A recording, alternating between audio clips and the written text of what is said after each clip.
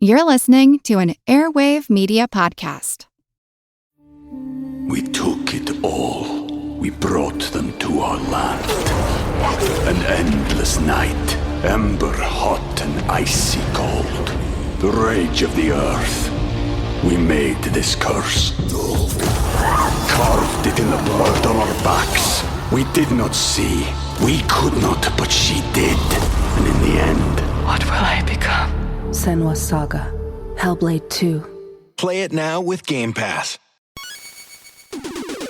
Recorded in Chicago, Illinois, with your hosts, Ken, Matt, Neil, and Jeff. This is Triviality.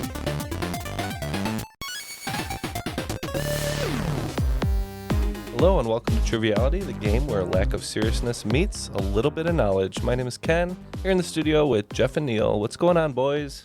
Feeling pretty good. Not too much. Excited for another great game. Yeah, so I'd like to say Matt is here as well today, but unfortunately he brought his Dune popcorn bucket to a public park and was arrested, so. You got to be careful with the Dune popcorn bucket. Got to be real careful. It's getting people. Did you guys pick up any popcorn buckets? I don't want any part of the Dune popcorn bucket. See, I kind of wanted to get one because I think it's going to be a collector's item in like 10 years, but I don't have anywhere to put it, you know? I don't want to know where you put it, what you do with it. It's too much. I don't like sand, so I'm sure there's sand involved at some point. I don't know. I don't want anything to do with that. That's fair. But we got a lot of great guests today, Neil, right? Yes, yeah. So coming back as a host, we always enjoy having her on the show from St. Louis, Missouri, Oakland 5 supporter on Patreon, Mary Randazzo. How are you, Mary? Hi, I'm doing good today. And fills the folks in on what you've been up to. Well, I think the last time was a couple years ago, so I have since changed careers completely. I now office manage a tiny AV company. And it's been fantastic. It's only been like the last 6 months, but it's the best job I've had in a long, like ever. So. Oh, that's amazing. Well, congratulations. Yeah, and is there anything special we should know about your game today? Are you going to pull any tricks, or is it going to be the same as it has been before? Nice pop culture questions and what fun are these times. Tricks that you're always talking about? Well, we had a couple episodes where someone just completely changed the format, so you never know. So I don't know if we should be worried, when new hosts come on. No, no worries on that front. It does lean a little bit pop culture heavy, but otherwise it's a standard trivia game. Wonderful. Well, we're so excited to have our special guest with us today. As you know, we talk about being an Airwave Media Podcast, and we had the great fortune of partnering with them on a promo swap, and it's just a wonderful show called Box of Oddities. You should definitely check it out. Just wonderful episodes. They're even shorter than our episodes. We try to keep ours pretty short, but they're bite-sized. They're stuff you can listen to on your way to work. I listened to a Hollywood episode. Ken, you listened to... Yeah, so I was trying to scan through and find something fairly interesting to me, and it's not hard to find, but I did see one based on what I think is the most ridiculous fashion statement of all time, the powdered wigs. Oh, yes. And so I listened to that one, and I finally got the scoop on why that happened. Well, speaking of powdered wigs, we're wearing ours in the studio, but we'd love to introduce yes. Jethro and Kat, the hosts of Box of Oddities. Welcome to the show. Thank you so much for joining us. Well, thank you for having us. And I think right out of the box, I need to say this is not a wig, and I should apologize for my hair because we recently moved to Ecuador, and drug cartel-related violence has stood between me and a hair salon. Oh, no. Oh, no. Well, you look like you might be in a good, Liam Neeson revenge movie or something in Ecuador, so maybe you're beating people up on the side. We don't know. Well, that's the tactic is people don't know. That's right. None of that's true, but thanks for having us. Yeah, no, some of it's true. We live in Ecuador. That's true. Yeah. No, the reason my hair is like this is I'm lazy. That's the problem. Okay. That's what podcasting's for. And it's probably humid there, right? Yeah, I would think so. It is not. We're actually in the Andes, so so I have no idea what I'm talking about. No, it's fine. It's fine. It's on the equator, but the altitude is significantly higher. So it's about 70 degrees every day. It's perfect. Wow, beautiful. Now, we've been loving your show over here, and we were talking about listening to each other's shows, but can you tell the listeners at home what your show is about, where they can find it, all that good stuff, because we think everyone's going to love it. Sure. So it is, it's a big umbrella. It's called the Box of Oddities, and a lot can fit in there. We go from the severed head of Ted Williams to cryptids, aliens, weird medical stuff. You know, if it's weird, we probably hit upon it. Yeah. We love that. And there's some weird medical stuff on our show, too. I'm constantly wearing tiger balm for my neck issues. And Made with real tiger. Made with real tiger. They didn't say personal issues. Oh, I see. Just medical issues, right. But one thing we would like to shout out an episode that we were talking about before we started. And there's a great episode on W.C. Fields and the Bundy Boys. If you're not familiar, definitely listen to the episode. But maybe the inspiration for Weekend at Bernie's. So we decided that the first one of us to die at Triviality will be propped up in the studio performing until the end of time. Yeah, that's right. Absolutely magical. The Bundy Boys. That is a strange story with the theory that W.C. Fields stole the corpse of John Barrymore just so they could have one last drink together. There you go. Why not? Yeah, right. That's a pact everyone should have. The teams are going to be Ken and Jeff versus Jethro and Kat. So, Ken and Jeff, what team name would you like today? Well, since Kat and Jethro are going to be Box of Oddities, I presume we're going to be Box of Commodities. You know, just a box full of sugar, flour, some crude oil. Oh, I thought this was your sideways push into our usual Patreon plug, but that'll have to wait for later. That's right. So we got Box of Commodities. Maybe you watched Trading Places yesterday. And then Box of Oddities is our team names. And as you know, we need to hear the rules before we start. Let's do an odd rules today. Okay. So maybe throw it to Gilbert. Throw it to Gilbert Gottfried. All right. Let's see what he has to say. Hi, I'm Gilbert Gottfried. Triviality Podcast is 2 rounds of 20 questions worth 10 points apiece. At halftime, there's a special swing round by this week's host. In the final round, players wager points they've earned for a chance to become the cream of the crop. I am the cream. Thank you, Gilbert. Thank you, Gilbert. Great job. R.I.P. Yeah, R.I.P. Yeah.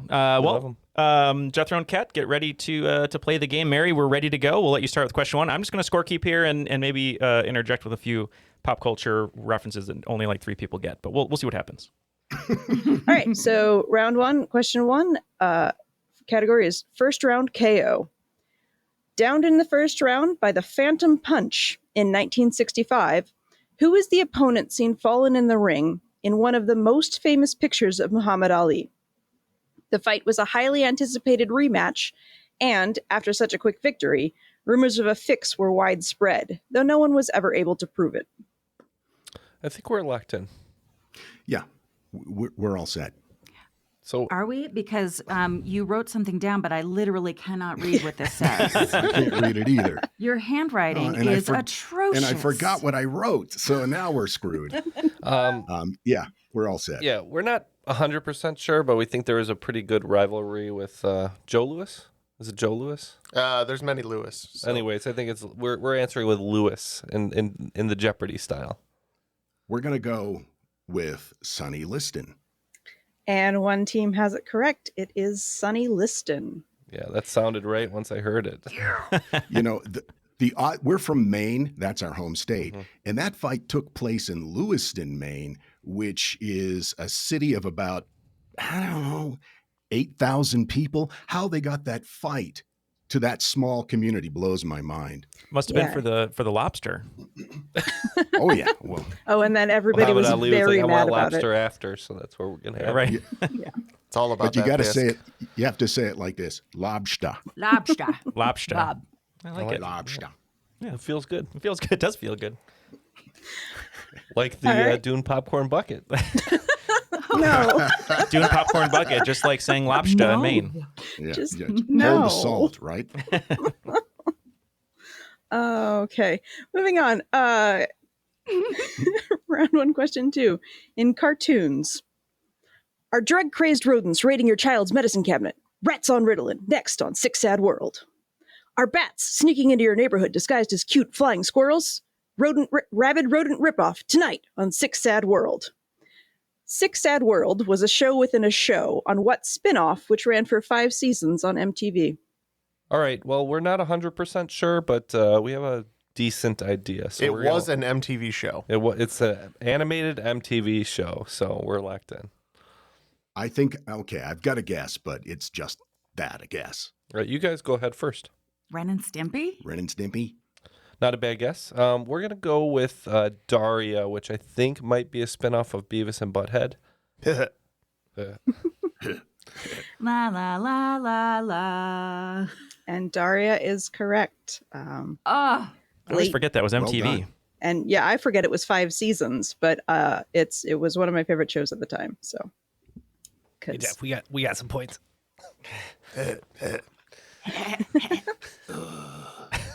I just remember being a young kid, and when that was popular, just every kid had his shirt on his head and was saying cornholio, and like teachers were probably, what is going on with the youth?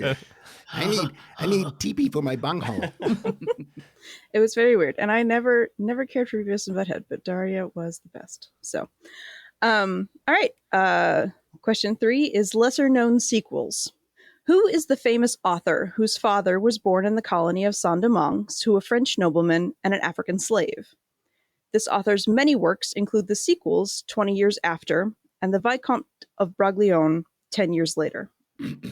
Well, that's okay. I wrote a thing down. Yeah, she wrote a thing down. I don't feel good about it. Neither one of us do. Well, I don't want to feel like a dumbass here, but we're going to go with Dumas. Whose father, by the way, every bit as interesting, if not even more so, than his famous son. Super cool story. Okay, well, I'm glad that you got it right because we also got it right. Yay. And I believe those Yes. are the sequels to Three Musketeers. They are, yes. It's one of those weird, like, oh, I've never heard of these, but they exist, and they're very. I like the naming convention where it's just 20 years after that first story, and then 10 years after that second story. Yeah, it's fine. It's like 28 Days Later, just with fewer neck bites. Yes. Well, but yes, Alexander Dumas. Have you read them? No, it's a great point. Yeah, that's Ken's favorite book. Or the Monte Cristo, right? Count of Monte Cristo. No, I'm talking about the sandwich, though. The sandwich that gets out of prison. Sandwich, yeah, too. right. It gets out of the prison to the kitchen and goes into someone's belly. Yeah. Takes revenge on somebody. It definitely takes revenge. Who invented that? Who invented that sandwich? Because that's just weird. That's why they call it the Monte Cristo. That might be 'cause your it next takes revenge. That might be your next episode. Yeah. Maybe we'll research it and bring out who invented the Monte Cristo. Maybe there's some weird right. true crime. You guys True come on crime. our show and explain the origins of the Monte Cristo sandwich. That sounds great. We'll do it. Yeah. Awesome. All right. I guess question 4. I thought there would be more. A young Tim Roth and an only slightly older Gary Oldman appear together in an early 80s BBC TV movie called Meanwhile. Oldman and Roth's only other joint film appearance is 7 years later when they star as the title characters in what movie based on a Tom Stoppard play? Oh. All right, we Jeff came up with a famous duo, and I think he's right. He's onto something. So We're locked into. Yeah. all right, Yeah. we're going with Rosencrantz and Guildenstern are dead. Okay, my guess was Beavis and Butthead, but The famous play. I have my answer is they're a duo. and they're Certainly a duo, famous. Yeah. Starsky and Hutch. I'd watch that. I'd be into that one. Starsky and Hutch by Tom Stoppard. I would definitely. Yeah. how is that adapted for the stage? I gotta know. It was a musical, sweetie. There's just a Anything prop, can be a musical. of like a car, like jumping, like. Yeah, right. It's hooked up to one of those Peter Pan flying things. Yeah, Gary Oldman comes out and slides across the hood of a Camaro. That sounds. It that writes sounds itself. good. I actually do need to see that now. Unfortunately, possibly, the correct answer is Rosencrantz and Guildenstern are dead. All right, so question 5 in both rounds is going to be a before and after question. So here's the first one. A grandfather worshipping Chihuahua dons a mask and joins an order of dark side knights so he and his cat friend can go on bizarre and often repulsive animated adventures. Yeah. All right, we're locked in. Very appropriate. Yeah. Yeah. Yeah. Okay, we're locked in. All right. Well, we think that the answer was said earlier today, and we're going to go with Kylo Ren and Stimpy. Wow. Wow. That was beautiful. Looking back, Yeah. really impressed. Very nice. But past me didn't get it at all. No. No.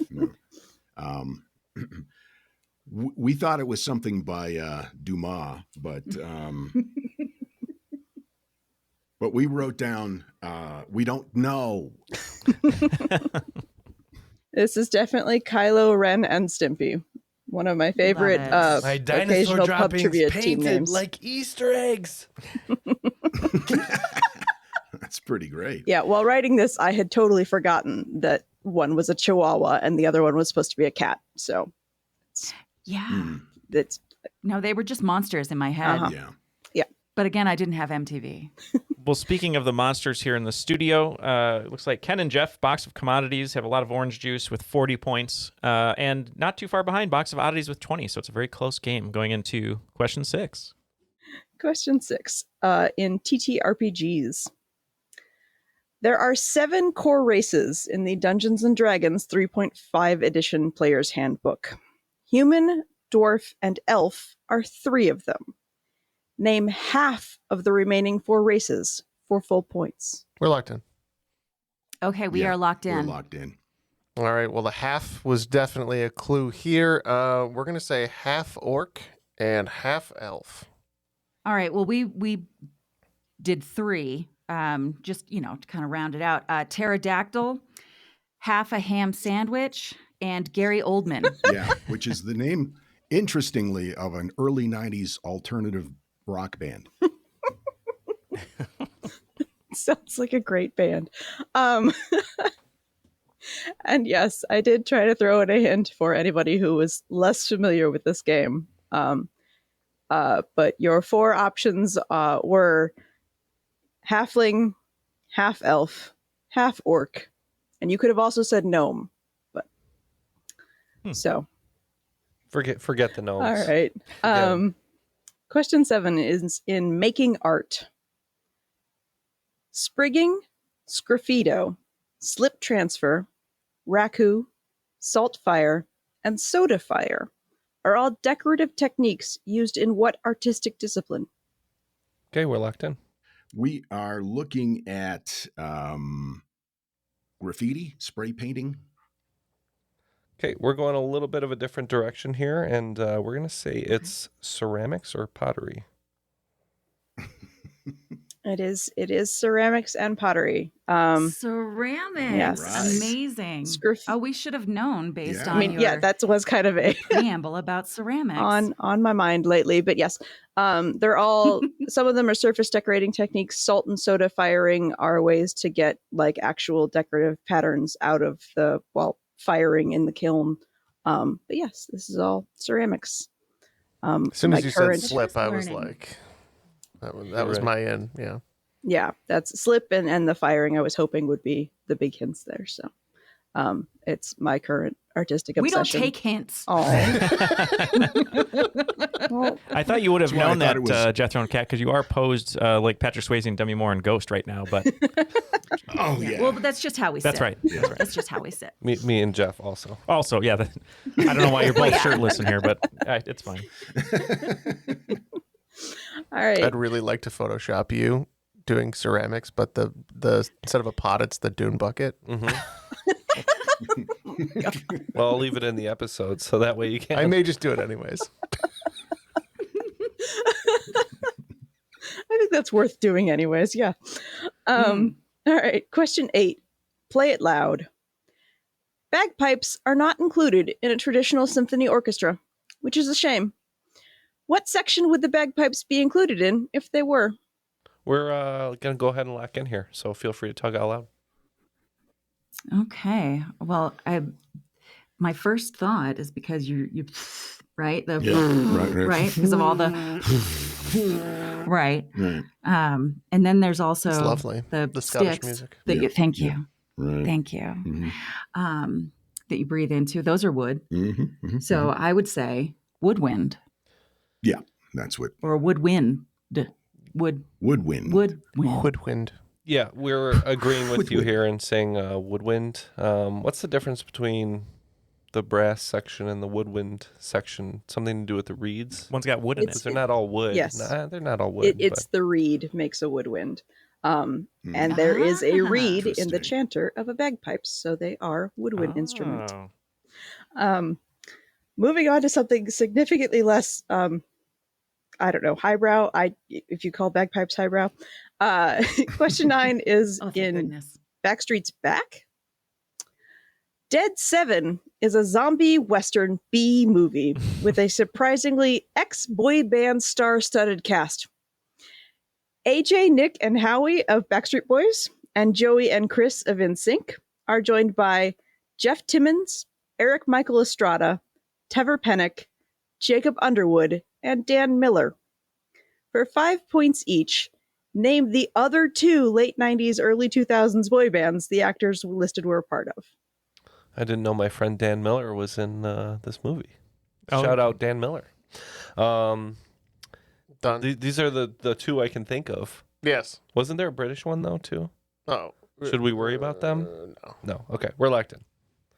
Now, I will say, if you're having... No Nick Lachey, though. No Nick Lachey. If you are having trouble, Box of Oddities, you can tag me in for a hot tag, and I can help you because I'm a boy band aficionado. So that's true. Oh. Did you ever have highlights in your hair? Of course I did. I'll send you a picture. I believe they were not just highlights, but it was exchange photos. The tips were frosted. They were frosted tips. I say frosted tips. Frosted tip tank top. Did choreography in the halls. Yep. Have you ever heard of the Blunder Years subreddit? No, that sounds... People posting old pictures of themselves. Oh, really? You know, being sucked into different fads. That's and just funny. Like, with Jenko jeans, yeah. Just how awkward they were in their teen years. It's phenomenal, and you should... I'll check it out. You should dabble. That is actually twice this week that Jenko jeans have come up, and that's so strange. Are you going to take Neil up on his hot tag here? I think these are pretty good guesses. Okay. We feel somewhat confident. Okay. We are somewhat locked in. What do you guys have? We have 98 Degrees and O-Town. Ooh. Neil, what do you say? I say, if there's one thing you know about me, it's that I have liquid dreams. So O-Town and 98 Degrees. Yeah, we agree 98 Degrees and O-Town. Yes. Timmons is from 98 Degrees, and everybody else is basically the entirety of O-Town. So yeah, it was unexpected, but fun. Not good, but fun. So, all right. And question 10 of round 1. The category is 202 hours in one playthrough. Within one, how many video games make up the Baldur's Gate franchise? There are 25 years between the first game and Baldur's Gate 3, and this total does include expansions, spin-offs, and enhanced editions. As a hint, it's the same number as the Patriots' record total appearances in the Super Bowl. I'd appreciate if you didn't combine Dungeons and Dragons and football. I was like, well, somebody may not know one of these, so what's the best opposite hint I can give? I'm gonna let Jeff take that. Okay, we're locked in. I think we are, but not because I know anything about video games. But we did live in New England for a while, so I'm gonna say 8. Jeff wrote 9, and I'm cool with that. Oh, everybody's just a little too low. The answer is 11. Wow, that's shocking. The Patriots have had 11 appearances in the Super Bowl, which is the highest number of any team, and there are 11 Baldur's Gate games, which surprised me and why I wrote this question, because I finished playing my first playthrough of 3, and I went, I think I played 2 at one point, and then I went back and looked, and I went, oh, that's not helpful. There's a lot of 2 in between 1 and 3. So I'm still trying to master Mike Tyson's Punch Out. So that's a classic. Well, if you're a fan of Baldur's Gate, you want to transition into Brady Gate and then Inflate Gate, so you have all of it in there with all your video games. So many gates. Many gates. All right, after 10 questions in the first round, it looks like Box of Oddities is going to have 40 points going into the swing round, and Box of Commodities is going to have 80 points going into the swing round. Before we go to the swing round, just wanted to say thank you very much to all of our patrons who helped make this show possible, including Mary. We couldn't do it without you. As you know, starting in January of this year, 2024, you're going to be getting weekly Patreon bonuses of trivia written by us, also our Crop Drop, Ask Me Anything style episodes that we do at the end of the month. And for as little as $1 a month, you'll get all of our new episodes, ad-free on Patreon. And for $5 a month or higher, you get all of those bonuses plus a bunch of extra perks like Ken Shirtless and a calendar. Correct. Yeah. No guarantees. No guarantees. Yeah, we haven't done a calendar yet. There has been one call, I think, maybe. Could have been... I thought that was a call to please don't. Please don't. The call was coming from inside the house. That's true. It was coming from inside the house. But yeah, if you'd like to support the show, help us keep growing, you can go to patreon.com/trivialitypodcast. And as we said, if you're listening to this and you're hearing this episode and this ad right now, that means that you aren't on Patreon. But if you are on Patreon, you don't even have to hear this, and you never will. So thank you to all of our patrons. Join us at patreon.com/trivialitypodcast. Mary, what do you have in store for the swing round today? I have a list of 13 bands and or musical artists who have appeared in a movie as themselves doing a musical performance. Each of these bands also had songs included on the original motion picture soundtrack for the movies that they appeared in. I'm going to give you the list of artists. I want you to tell me the movie they performed in. And as a hint, I've included the year the movie was released. So the list goes... number 1 is The Circle Jerks in 1984. Cyndi Lauper in 1985.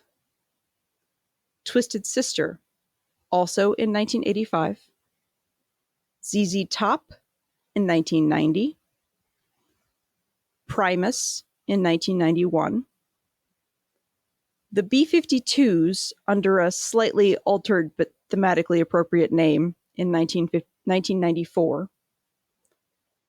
Cannibal Corpse, also in 94. The Mighty Mighty Boss Tones in 1995. Real Big Fish in 98.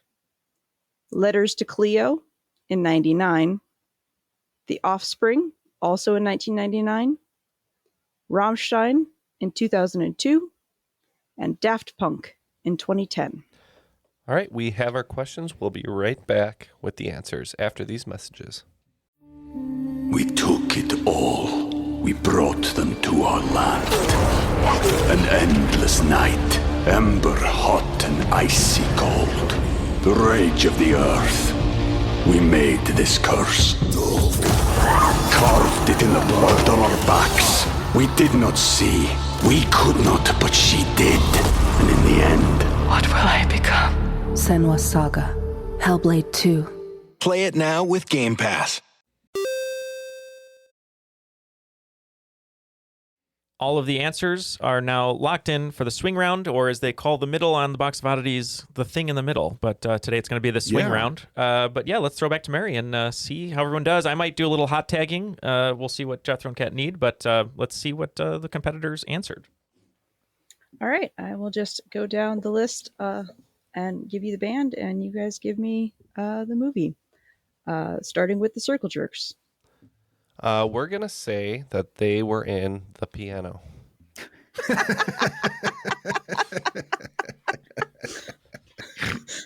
So deep. I love that. That scene was beautiful. Oh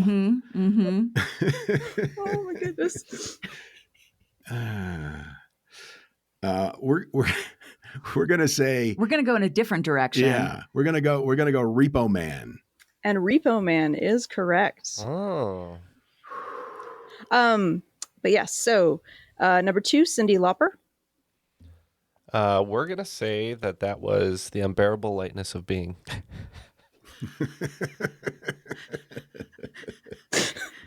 It's a very different movie now. That's what we have. Now, we had a split opinion on this one, but we're going to go with JG's guess. Goonies. And Goonies is correct. She's doing the video on the TV in one scene. And at the end of the DVD, actually, they include the music video for Goonies Are Good Enough. Number 3 is Twisted Sister. We're going to say Wayne's World. It's too early, though, but just a guess. We don't know. We're going to go with Sisterhood of the Traveling Pants. Do you want a hot tag on this one? That would be a really good, before and after. I was thinking that Twisted Sisterhood of the Traveling Pants. Yeah. So Box of Oddities is actually going to lock in with Pee-wee's Big Adventure. And it is Pee-wee's Big Adventure. Yes, they're filming a music video that gets interrupted by a wacky chase. I knew that one seemed familiar to me. Nice. Yeah. Well done. Number 4 is ZZ Top. Yeah, this one I knew straight away. One of my favorites. This is Back to the Future Part 3. Yes. Same. Yeah. And oddly enough, that's my favorite Back to the Future. Is there something wrong with me? Yes. That is fun. Thank you for confirming But if you're wrong, I don't want to be right. So no. Right? It's overhated. It's different strokes for different folks. Can we stop talking about the Dune Bucket? Oh, no. Okay, yes. Back to the Future Part 3. Doing an acoustic performance, but it is definitely ZZ Top. Number 5 is Primus. Not sure. We're just guessing The Crow. We guessed Airheads. And their official answer is Bill and Ted's Excellent Adventure. Thank you.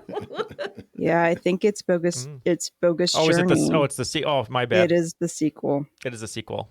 Yes. Wow. That was my bad. Dummy. I mix them. I know. They missed the tag. They missed it. Yeah, I know. I always mix up the both of those. Right as they were about to tag Neil with the chair. The second one is so weird with the robots and the alien or whatever they are, the hell creatures. It is very strange, but again, great soundtrack, and yeah, that one does include Primus. So, number 6 is the B-52s. We're gonna say The Last Emperor.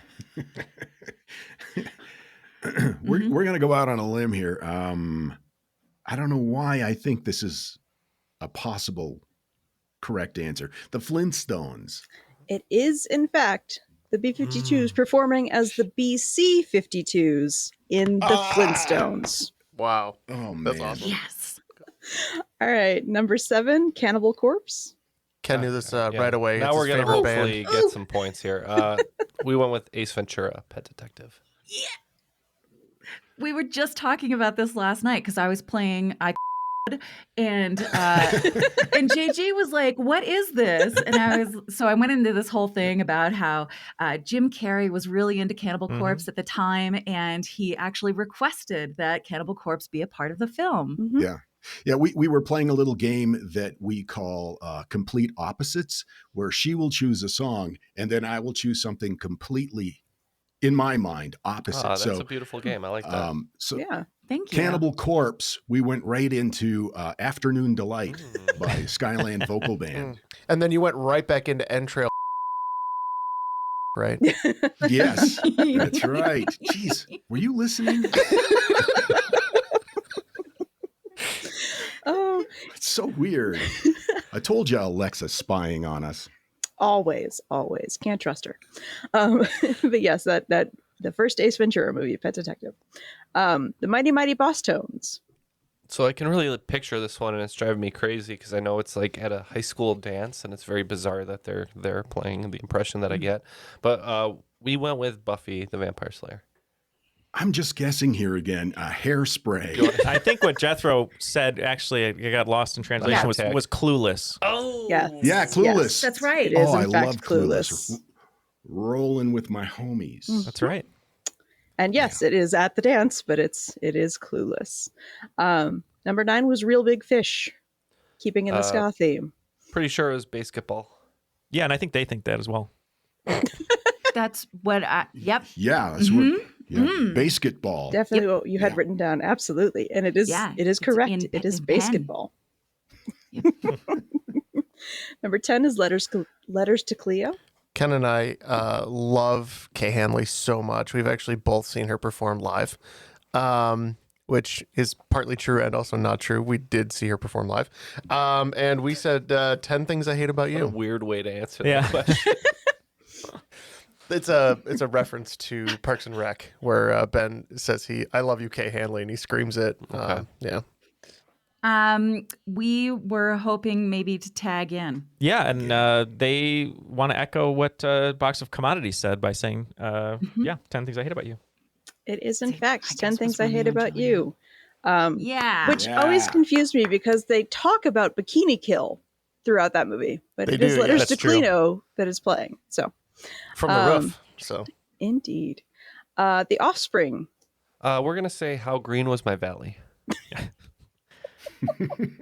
But that one kind of drives me nuts because that was like right in my Offspring era, and the fact that I don't know what movie they were in is like kind of upsetting. This one I think is in Box of Oddities realm. I would think there'd be a good episode on something about this if you don't know it.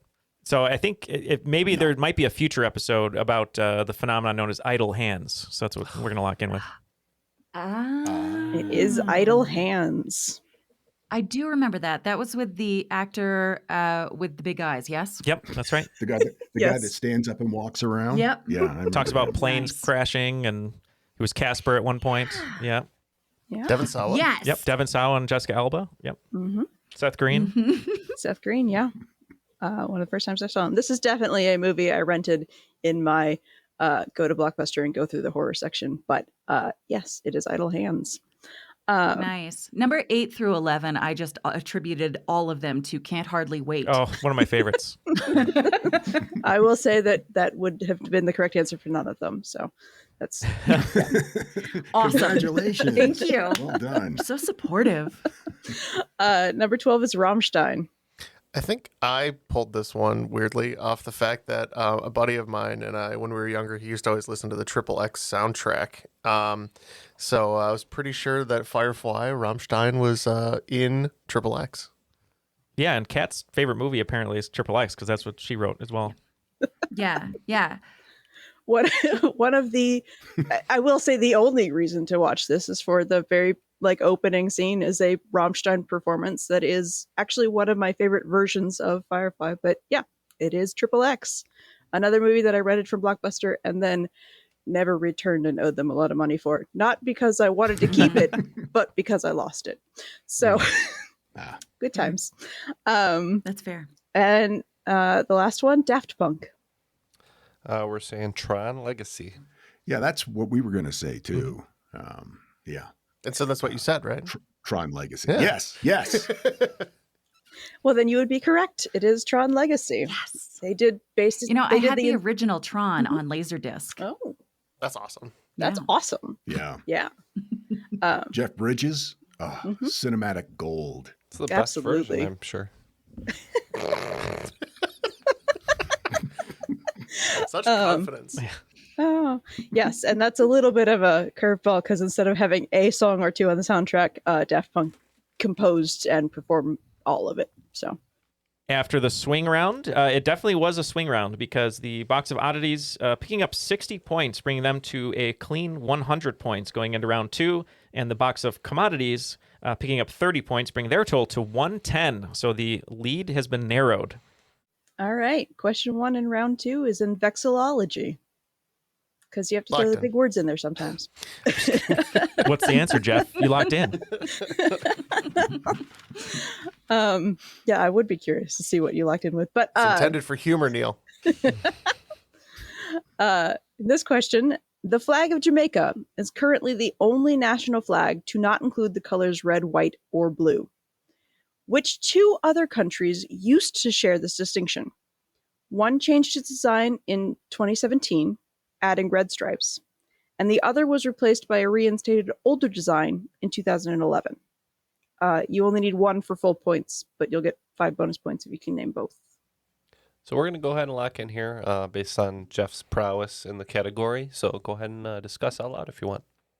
Okay, you want to lock in on that? Yeah. Okay, we're going to lock in on rotary Winkle engine No, yeah.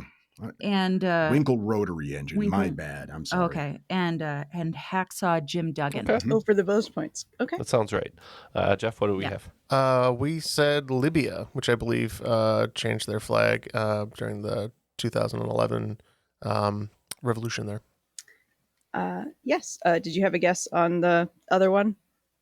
No. No, I can't remember. Well, yes, Libya is correct. They were the before that they had a flag that was just entirely green with no other colors, but they just green. Wow. But they did reinstate I think the older kingdom's flag after the revolution officially. And the other one is Mauritania, which added red stripes at the top and the bottom and otherwise kept the design the same, but that did add red. So is that the country that Maury Povich is the president of? Oh, absolutely. He is the president of Mauritania. I'm sorry. Yeah. Neil, I believe the lie detector test determined that was a lie. That was a lie. All right. Question 2 is an education in art. The mother of American modernism, Georgia O'Keeffe's college education was an exercise in perseverance, interrupted many times, primarily by illness and money. In 1905, when she was 18, what school did she attend for 1 year before typhoid fever forced her departure? The school was established in 1866 and was ranked the second best overall graduate program for fine arts in the U.S. in 2020 and 2021. Okay, and you went to a regular arts school. Yes, not fine arts, just regular arts. Yeah, just kind of a meh arts. Yeah, arts. How about the one that we have here in Chicago? Oh, yeah, sure. All right, we're locked in. Okay, we are going with one of these things. One of these things that we just wrote down. Vassar? All right, Vassar. That's our guess. And we're going to just take a swing and say the Art Institute of Chicago, because I know they have a Georgia O'Keeffe at the Art Institute. And the correct answer is the School of the Art Institute of Chicago. Nicely done. One of the best art schools in the country right now. So. All right. Question 3 from the original. In Italian, to make the ch sound, the letter C is followed by an E rather than H. A few loan words we use in English retain this pronunciation. Which such word is a stringed instrument, traditionally part of a symphonic orchestra? Yo-Yo Ma is the expert in this category. How you answer the phone? Yeah. Yo-Yo Ma. Yo-Yo Ma. No, I was going to say the answer is how you answer the phone. Oh, cello. Cello. But when my mom calls, I answer Yo-Yo Ma. Yeah, right. Yo-Yo Ma. We also had cello. Yes. Yes, this was a kind of a long way around to get to cello and one of my favorite oddities of Italian pronunciation. So, all right. Question 4. Elvis is everywhere. What psychobilly musician, radio DJ, satellite radio show host, and actor passed away in early February this year? His odder accomplishments include being named honorary captain of the U.S. luge team at the '98 Olympics and playing Toad in the 1993 classic film Super Mario Brothers. So I think Jethro and Kat were talking this one out. They're pretty close. The clues I would give you is something that Austin Powers has lost in the first movie, and a president who is not a crook. Can we use the clues? I don't know if that helps you out there. Okay, well, it's just come to me, not at all because of your clues, but I'm going to say Mojo Nixon. Yeah, we said Wolfman Jack. I don't know if he's alive or what, but yeah, I think you're right with Mojo. Yeah, that's it. And I had one of his CDs early on, and it was some weird stuff. There's one song in there about how he was going to dig up Howling Wolf's bones. Oh, wow. Yep. Yeah. Yep. Well, I mean, you're not one to talk. You had a song on Dr. Demento that was pretty weird. It was a long time ago. Yes. Is this for serious? Yeah. Yeah. Oh, It was wow. the number 1 Dr. Demento song in 1986. Amazing. Was the Oh, number wow. one. Yeah. Yeah. It was a parody of Rock Me Amadeus. It was called Dr. Rock Me Sayers. Jerry Lewis. That was you? Yeah, that was me. That's amazing. That's amazing. Oh, my father You know what's would amazing? love this. What's amazing you. is that it's on Amazon now. For years, we've jokingly, I said, Alexa, play Rock Me Jerry Lewis. And I'm sorry, I don't have that. And it just became a running joke. And then one night, it worked. And I got my first royalties check for last year. I made 43 cents. Yeah, there you go. Raking in the Make it. I was like, make it. Yeah. Yeah. Well, the correct answer is Mojo Nixon, who did pass away earlier last month as of recording. He was on the Outlaw Country Cruise, I think. But yes, Mojo Nixon. So this is the second before and after of the game for question 5. A famously bearded, award-winning comic book author is an extraordinary gentleman from another planet who teams up with a journalism grad in this successful spin-off sitcom. Okay, we're going with Stan Lee Majors. I like it. All right, so I got the first half and Jeff got the second half. I said Alan Moore. Ken Mindy. This is one that it works better out loud than written down, but it is Alan Mork and Mindy.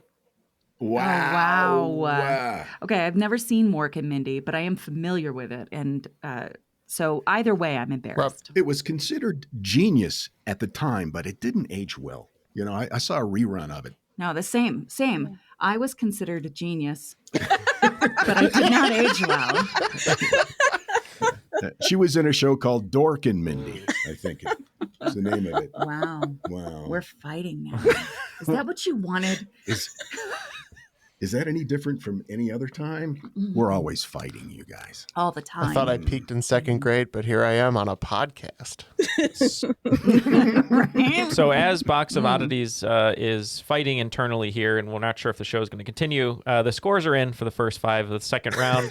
Looks like Box of Oddities picking up 20 points, bringing their total to 120. And not too far in front of them, Box of Commodities picking up 30, bringing their total to 150.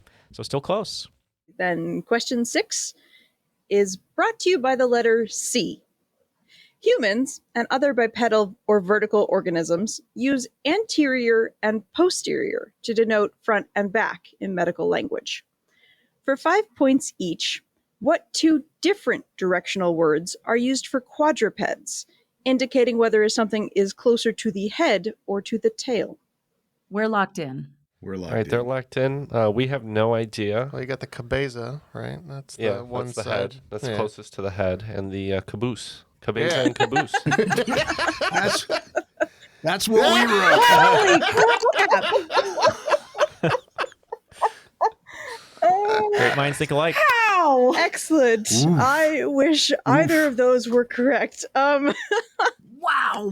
No, in this instance, the first C towards the head is cranial, and then towards the tail is caudal. Again, I learned this when I had a dog with who was limping on a back leg, and we were worried that it was the dog equivalent of an ACL tear. But in a dog, it's a CCL because it's a cranial ligament as opposed to a anterior ligament. I like ours better. Yes, it's No, we win. We get points for this. Yeah, we all do. That's fantastic. Okay, number 7. Looking back, acoustic guitar, silent movie, and corded phone are all examples of what?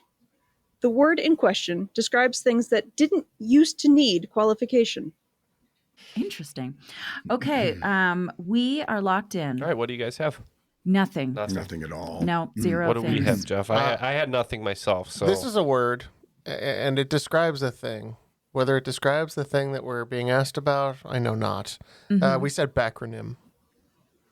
Okay, backronym is a word. It is not this word. Backronym is when there's an acronym and you invent the words to make it fit after you've already have the letters. Nice. Oh, very well done. This is a retronym. Where you have a thing that used to be the thing, and then because it was a guitar, and then we invented the electric guitar, and now we got to describe that first one more specifically. So, all right, number 8 is success stories. What 2 men were college roommates during their shared time at BYU? One is an author best known for the Cosmere fictional universe and writing the last 3 novels of an epic fantasy series. The other is famous in the trivia world for his record game show winning streak. Danny DeVito. Okay. Prolific writer. And yeah, absolutely. And I have so Danny DeVito and Linda Lavin, who played Alice in the 1970s sitcom Alice. Oh. And we're going to go with Brandon Sanderson and Ken Jennings. And Brandon Sanderson and Ken Jennings were roommates during their time at BYU. Oh God, that's insane. Yes. That's We were crazy. so close, sweetie. Which is why I wrote this question, because I was like, that is insane. So Sanderson, who was tagged to write the last 3 novels of the Wheel of Time after Robert Jordan's passing, along with many of his own other works. So Now, I was on the same wavelength as Kat and Jethro, because Danny DeVito was famously roommates and best friends with Michael Douglas. That's right. Speaking of school, question 9 is in More Than I Learned in School. Nature's Garden for Victory and Peace was a useful guide to edible wild plants, what we might today call urban foraging, republished in 1942. Who authored this pamphlet? He was named the head of the Tuskegee College Department of Agriculture in 1910 and continued a research-based campaign for agricultural science and education until his death in 1943. All right, well, we have no idea on this one, so we're going to lock in with random Upton Sinclair. He was quite the botanist. Indeed. Yeah. Definitely trust him when it comes to eating wild plants. Which is not something you can say for everyone. No. True. No. Carlos Castaneda is another one. We're going to go with George Washington Carver. And Good George guess. Washington Carver did a lot more than just work with peanuts. This is and was alive much later than I thought, based on my elementary school lessons. So yes, George Washington Carver. All right, well done. Great poll. All right, and last in the regular game, question 10, mythology. Cerberus, Orthrus, and the Nerean Hydra are all her children. Chimera, the Sphinx, and the Nemean lion are also often included in her offspring. Who is this mother of monsters in Greek mythology? As a hint, a species of monotreme is named after her. Okay, we are locked in. All right. As are we. We really have no good guess on this one. We think we know that monotremes might be the egg-laying mammals, but of which there are the platypus there's and echidnas. 3, and there's 2 echidnas varieties. But we don't know any qualifiers for monotremes, so we're just gonna say Medusa. Medusa was also our guess. That was what we said too. Well, you did have the monotremes are your egg-laying mammals, and this is where the echidna gets its name. There you go. We thought too hard, Jeff. We had it right there in our hands. After regulation, it looks like Box of Oddities going to be ending with 130 points going into the final round, and Box of Commodities going to be ending with 160 points. So very close game going into the final round here. But first, we just want to give a shout out to all of our Patreon supporters who are not hearing this message. Why is that? That's because if you are on Patreon at the $5 or higher level, you aren't getting any ads, including the Patreon drops that we do every $1. episode. $1 is you get the... you're right. It is $1. So $1, Neil. It's an even a better deal than that. Wow. So even for just $1, you won't be getting this ad. You won't be getting any of the Airwave ads. The only ads you're going to be getting are for our personal brand of ice cream coming out in 2025, Q1. Triviality Licks. Triviality Licks. That's right. Get your Dune Popcorn Bucket. Get your Triviality Licks. Have a good time. Go check out Georgia O'Keeffe. It's an evening in itself. And at $5, what do you get? And at $5, you get 4 Patreon bonus episodes a month. So that's like double Triviality. Almost. Double Triviality. You get 3 episodes trivia based and 1 episode that doesn't ask me anything. So for Jeff, he likes to get a $5 cup of coffee, some sort of mixed Chino joint. But if you want to do that, you can get Patreon exclusives. Get Guy 4. doesn't even know me. I like my coffee like I like my metal, Neil. Black. So do I. But anyway, you can join us at patreon.com/trivialitypodcast. If you don't want to hear these ads for as little as $1 a month, go to patreon.com/trivialitypodcast. And if you'd like to hear more for $5 or higher, you can go to patreon.com/trivialitypodcast. We really should script these things. And what are those final round categories going to be for us today? All right, our final round categories are pretty straightforward. We have music, movies, video games, language, and what's the point?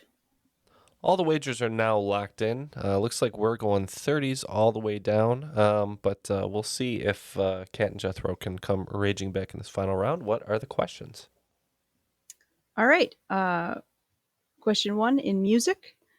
What was the Beatles' 10th studio album? It only contained 4 new Beatles songs, along with 2 re-releases and some orchestral tracks. Question 2 in movies. Patricia Quinn is a British actress, best known for her role in a 1975 cult classic, The Rocky Horror Picture Show. Name her character, a domestic. In video games, what weapon, introduced in a PS2 game in 2002, combines a more traditional weapon with an everyday object? The first installment in the series opened the way for a franchise that now contains more than a dozen video games. In language, with a name derived from the ancient Greek for dark blue enamel, what color falls at the very middle of the blue-green spectrum? And question 5, what's the point? What's the point? All of these answers will have something in common. You just need to tell me what it is. Holy Oh, we're about to get fun. annihilated here. We'll be right back as we try to think about these answers. All the answers are now locked in. It might be a bloodbath. We'll see. Maybe Cannibal Corpse is back in the house. Let's get the questions one more time, and we'll find out. All right, question 1. What was the Beatles' 10th studio album? For 30 points, we said Let It Be. We went with the White Album for 30 points. No points here. This was Yellow Submarine.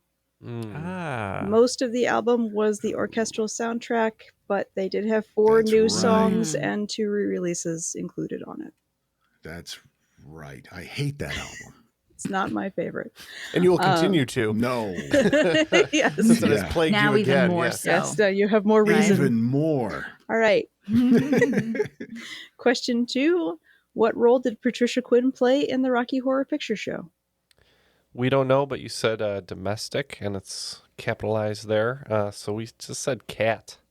Maybe it's maybe her name's Kat something. And shout out to Kat, who's on our show today. Well, thank you. But we said magenta. Yes, it is capitalized because in the credits, she is credited as Magenta, a domestic. But magenta is the correct answer. A domestic. Yes. We're in trouble. We did 30 points on that one. All right, in video games, what weapon was introduced in a 2002 PlayStation 2 game?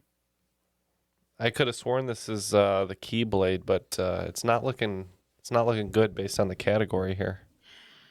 We bet 4 points on this one. So we don't care. Because we knew our skill set did not. Yeah. So we said red hot fire poker. Oh. Mm-hmm. Yes. Yep. Well, the correct answer is the Keyblade.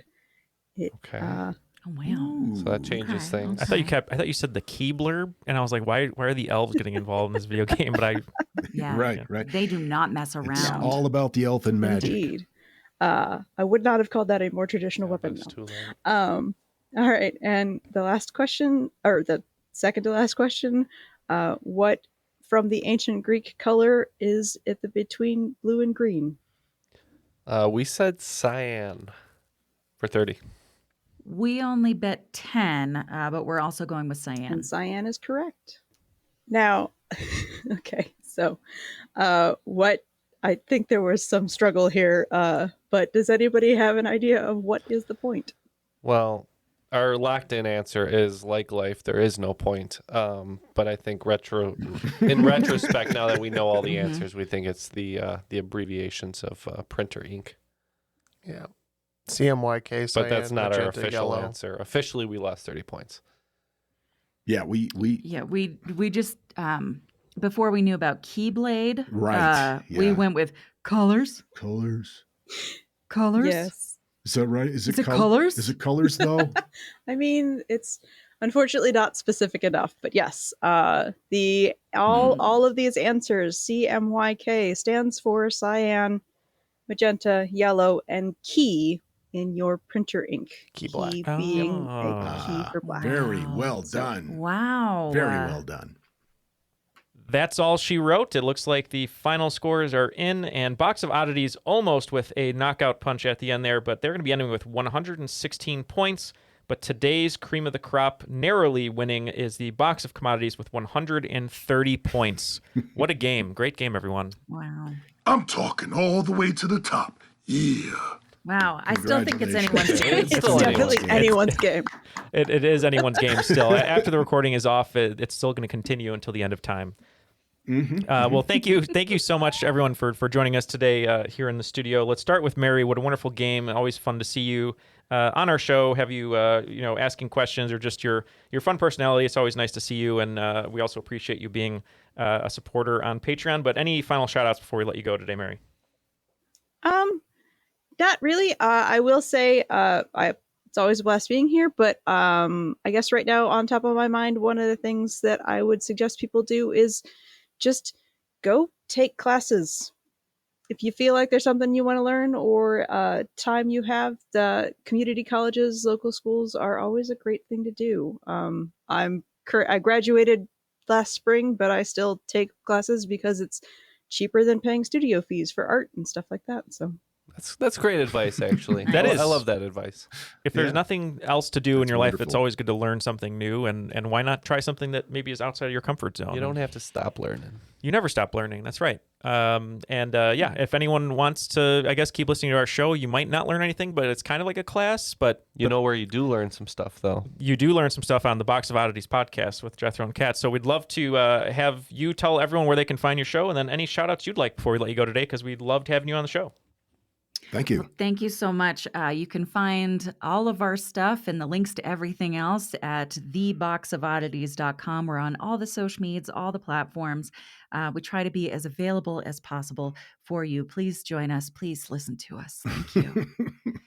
And we really enjoyed being on your show. You guys, we would love to have you on Box of Oddities for a segment as well. So we're already brainstorming here in the studio, so we're definitely going to take you up on that. Yes, we'd love to be on the show and support you because, as we said before the recording, both of us 6-year anniversary for you. Congratulations, 7-year anniversary for us in May. And you don't last that long unless you really care about the product, and we can tell you care about your product and your listeners just like we do, and we just want to support that and support you. So, Neil, what That's are beautiful. you getting me for our wool/copper anniversary?